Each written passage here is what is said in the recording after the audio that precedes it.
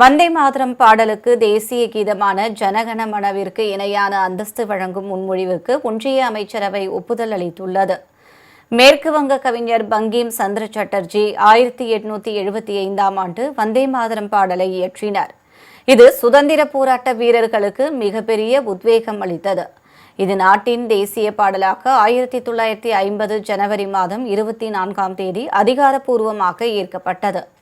இந்த பாடல் இயற்றப்பட்டு 150 ஆண்டுகள் நிறைவடைந்ததை குறிக்கும் வகையில் சில மாதங்களுக்கு முன் அரசு மற்றும் பள்ளி நிகழ்ச்சிகளில் தேசிய கீதம் இசைக்கப்படுவதற்கு முன்னதாக வந்தே மாதரம் பாடல் கட்டாயம் இசைக்க வேண்டும் என ஒன்றிய அரசு உத்தரவிட்டது.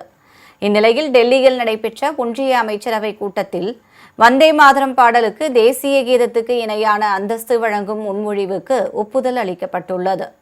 அதன்படி தேசிய கீதத்தை பாதுகாக்கும் அதே சட்டத்தின் கீழ் வந்தே மாதரம் பாடலையும் கொண்டுவர தேசிய கௌரவ அவமதிப்பு தடுப்பு சட்டத்தில் திருத்தங்கள் செய்ய ஒப்புதல் அளிக்கப்பட்டுள்ளது.